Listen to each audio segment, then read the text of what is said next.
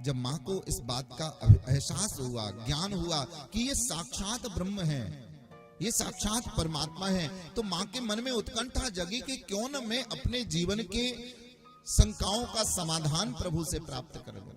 क्योंकि जो मेरी समस्याएं हैं वो तो सारे संसार की समस्याएं, सब कोई ऐसा होता होगा।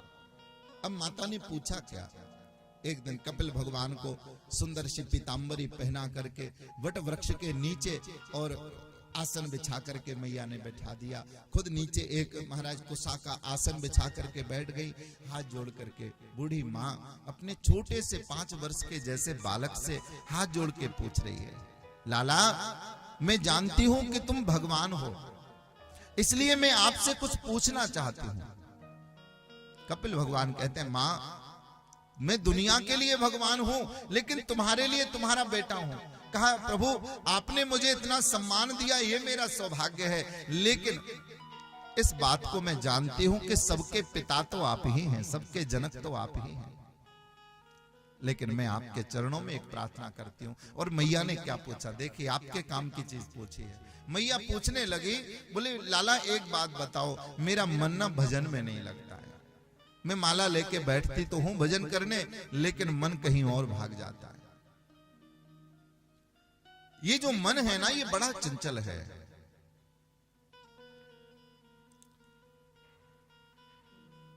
कि ये मन बड़ा चंचल है, कैसे तेरा भजन करूं, हाँ जितना इसे समझाऊं ये उतना ही मचल जाए, श्यामा तेरे चरणों की। हे गोविंद, ये मन ही तो बड़ा चंचल है। और भगवान ने गीता में भी कहा है, बोले अर्जुन इस मन को ही संभालना है। मनः एव मनुष्याणाम कारणम बंध मोक्षय। भैया ये मन ही बंधन का और मोक्ष का कारण है। मन ही मिलावत राम सो, मन ही मन को मीत।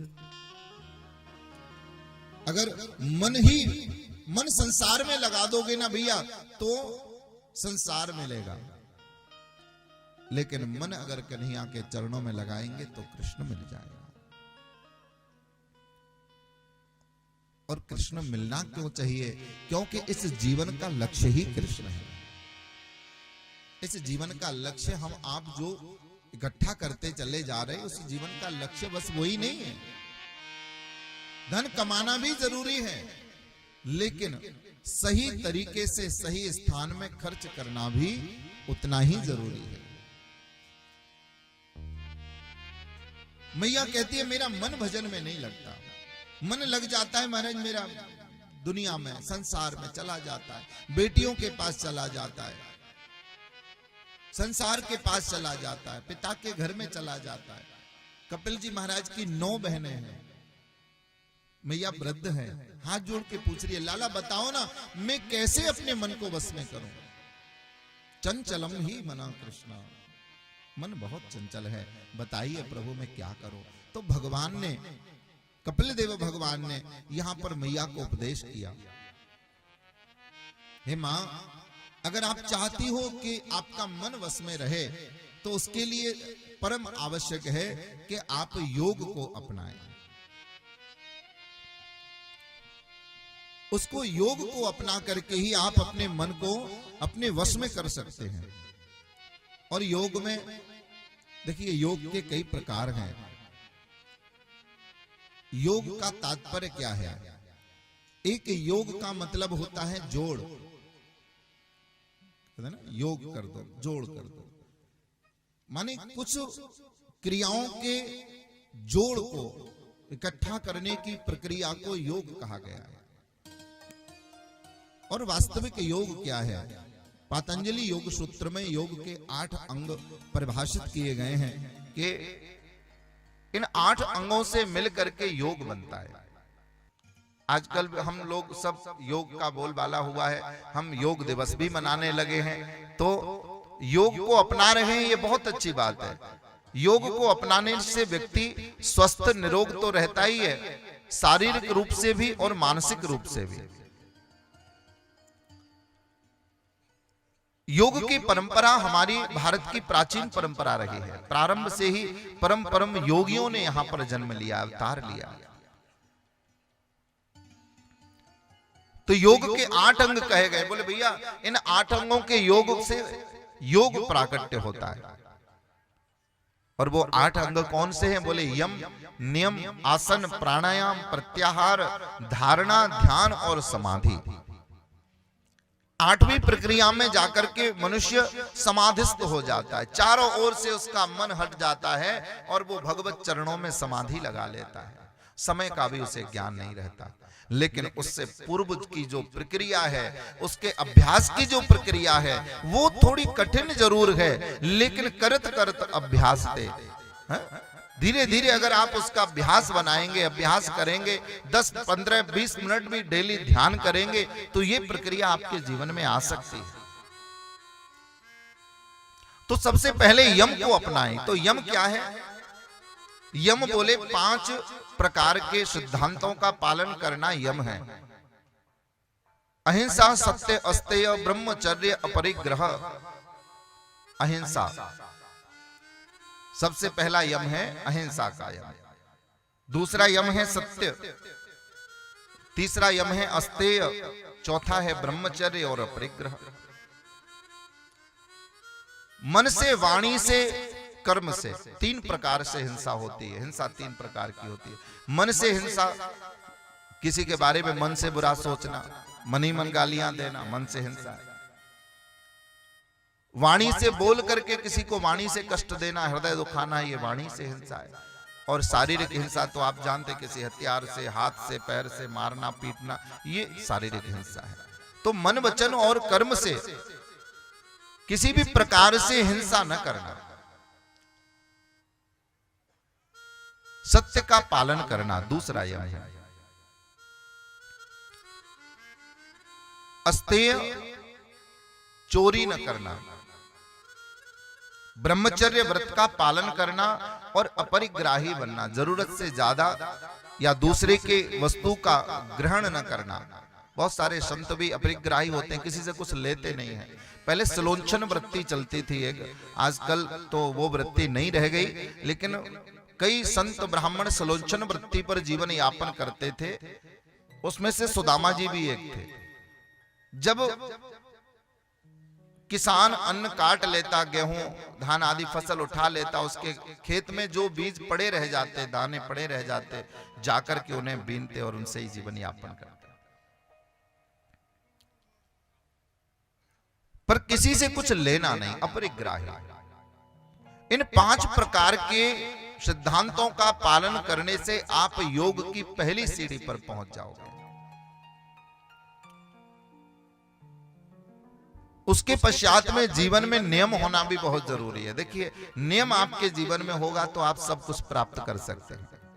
चाहे छोटा सा ही नियम आपके जीवन में, साधारण सा भी नियम होगा तो भी वो आपका कल्याण कर सकता है। आप नियम से मंदिर आइए। मंदिर आने के लिए यही मत देखिए कि जब हम मंगलवार होगा तभी मंदिर जाएंगे या सोमवार होगा तभी मंदिर जाएंगे। सबके लिए आपने टाइम फिक्स किया है, दुकान के लिए, ड्यूटी के लिए, परिवार के लिए, तो भगवान के लिए भी 10-15 मिनट फिक्स करिए, आधा घंटा फिक्स करिए कि हम डेली इतने बजे आरती में पहुंचेंगे, हम नित्य प्रतिदिन इतने समय मंदिर को देंगे। कभी भी जब समय मिले, एक दिन तो भगवान को पूछ लो और बाकी के दिन पूछो ही मत, तो ये अच्छी बात थोड़ी है। किसी को एक दिन तो भोजन कराओ और दूसरे दिन पूछो मत, एक हफ्ते बाद पूछो, तो ठीक नहीं। भगवान को नित्य प्रतिदिन आप जैसे अपने आप को समय देते हो ना, वैसे भगवान को भी समय दीजिए। तो नियम होना भी बहुत जरूरी है। और नियम, सबसे पहला नियम है शौच, माने पवित्रता। पवित्रता का नियम हो। मंदिर जब जाएं, भगवत आराधना में जाएं, प्रभु चरणों में जाएं, और साधारण अवस्था में भी रहें तो भी पवित्र रहें, स्वच्छ रहें। शौच, उसके बाद में संतोष। संतोषी। लोगों की तृष्णा बढ़ती है, इतनी तृष्णा है, इतनी तृष्णा है महाराज, वो तृष्णा खत्म ही नहीं होती है। पितामह भीष्म ने भगवान को यही कहा, प्रभु मेरी तृष्णा, मेरी कुमति आपके चरणों में समर्पित हो जाए, खत्म हो जाए। तृष्णा जो कभी खत्म ना हो, हमारी इच्छाएं खत्म नहीं हो रही हैं, एक के बाद एक बढ़ती, एक पूरी होती है दूसरी शुरू हो जाती है। पहले हम छोटे से महाराज साइकिल में चलते थे तो लोग बड़े खुश थे कि हमें साइकिल है हमारे पास। पड़ोसी स्कूटर ले आया तो अब हमारी तृष्णा बढ़ गई कि हमारे पास भी होना चाहिए। अब वो स्कूटर ले आए तो महाराज फिर वो बगल वाला बाइक ले आया, बोले अब हमारे पास भी बाइक होनी चाहिए। वो 4 व्हीलर ले आया, बोले हमारे पास भी गाड़ी होनी चाहिए। तृष्णा बढ़ती जा रही है, बढ़ती जा रही है।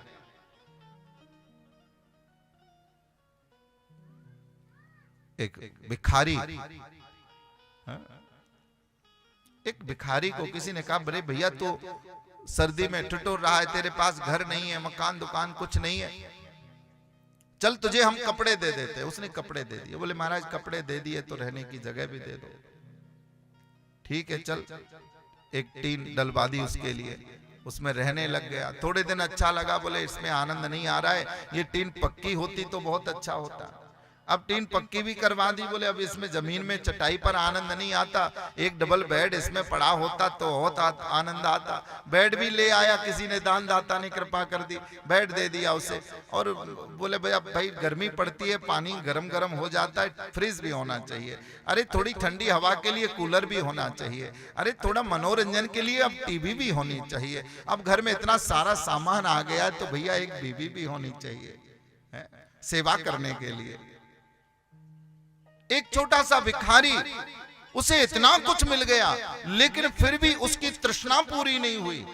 ऐसे ही हम जीव हैं, हमें भगवान कितना कुछ दे रहा है, दिन रात दे रहा है, लेकिन फिर भी हमारी तृष्णाएं बढ़ती जा रही हैं, बढ़ती जा रही हैं, बढ़ती जा रही हैं, वो खत्म होने का नाम ही नहीं लेते। इसलिए संतोष, क्योंकि जब आवे संतोष धन, सब धन दूर समा। जब संतोष रूपी धन हमारे जीवन में आ जाता है तो सारे धन तुच्छ लगने लग जाते हैं। इसलिए शौच का नियम, संतोष का नियम, तप का नियम, कष्ट सह करके भगवान का भजन करने का नियम। कि ऐसा नहीं कि महाराज हम तो एसी में बैठ करके भजन कर पाएंगे, नहीं, कष्ट सह के, धूप भी पड़ी हो तो भी जाइए। लोग नंगे चरण जाते हैं, दंडवती करते हुए जाते हैं, क्यों? बोले कष्ट सह करके। इस शरीर को हम भगवान के लिए अगर कष्ट नहीं दे सकते तो किसके लिए देंगे? दुनिया के लिए आपने इस पूरे शरीर को नष्ट कर दिया, अरे भगवान के लिए भी कुछ करो, भगवान के लिए भी शरीर से सेवा करो। और ऐसी सेवा करो कि महाराज पसीना निकले। हाँ, दिखावे की सेवा नहीं चाहिए। तप हो हमारे जीवन में, शौच, संतोष, तप, स्वाध्याय हो। चौथा नियम है स्वाध्याय का, पढ़ना। नित्य प्रतिदिन घर में सदग्रंथ अवश्य रखिए और नित्य प्रतिदिन घर में रखे हुए उस ग्रंथ का 5 मिनट, 10 मिनट, आधा घंटा, 15 मिनट, जितना समय मिलता है आप उसके 2-4 पन्ने जरूर पढ़िए। रात में समय मिले रात में पढ़ो, दिन में समय मिले दिन में पढ़ो, जब समय मिल जाए, लेकिन जरूर सदग्रंथों का अध्ययन हो। ये स्वाध्याय जीवन में होना जरूरी। जो लोग कहे महाराज हमसे पढ़ना नहीं आए तो हम क्या करें, बहुत सारे ऐसे भी जिनसे पढ़ना नहीं आता, तो घर में जो बच्चे पढ़े लिखे हैं उन बच्चों को बैठा करके आप उन बच्चों से सुनिए, लेकिन नित्य प्रतिदिन शास्त्र को सुनिए। इससे सुनने से आपके जीवन में भक्ति का, धर्म का संचार होगा, आपके घर में, परिवार में मंगल होंगे, आपके घर परिवार के बहुत से संकट ऐसे ही टल जाएंगे। दुनिया भर का जो पैसा आप डॉक्टरों को दे करके आते हो और बाद में इंजेक्शन और ऑपरेशन न जाने क्या क्या ट्रीटमेंट भी उसका कराना पड़ता है, वो सब बच जाएगा। नित्य प्रतिदिन घर में शास्त्र का स्वाध्याय, शास्त्र का पाठ, रामायण पढ़िए, भागवत पढ़िए, गीता पढ़िए, चाहे 10 श्लोक ही पढ़ें, श्लोक नहीं पढ़ सकते तो हिंदी पढ़िए। आजकल सारे ग्रंथ हिंदी वर्जन में भी उपलब्ध हैं। घर में ग्रंथ अवश्य रखिए। घर में ग्रंथ रहेगा तो आपके जीवन में कभी ग्रंथी नहीं पढ़ने देगा, आपके जीवन में कभी आपको भटकने नहीं देगा। धर्म के मार्ग पर आपका घर परिवार चलता रहेगा, और जिस घर में धर्म होता है ना भैया, वहां पर भगवान विराजित होते हैं उस घर में। इसलिए स्वाध्याय अवश्य। तो कितने नियम बताए हमने? कितने बताए माता जी? 5। हाँ, शौच, संतोष, तप, स्वाध्याय, और 5वां नियम है तितिक्षा। तितिक्षा क्या है? बोले जीवन को तपाना, एक जैसी स्थिति में रखना, चाहे धूप पड़े, चाहे सर्दी पड़े, चाहे गर्मी पड़े, चाहे बरसात हो, एक जैसी स्थिति में बने रहना ही तितिक्षा है। बहुत सारे संत स्वरूप आपने देखे होंगे कि वो एक वस्त्र धारण करके रखते हैं, धूप होगी तो भी एक ही वस्त्र में मिलेंगे, बरसात होती रहे भीगते रहेंगे फिर भी एक वस्त्र में रहेंगे। साधारण जीवन में तितिक्षा को हम ऐसे समझे कि जीवन में समय चाहे कैसा भी आ जाए, चाहे जीवन में दुख का समय हो या जीवन में सुख का समय हो, लेकिन भगवान नाम सुमिरन, भगवत स्मरण कभी आपके जीवन से छूटे नहीं।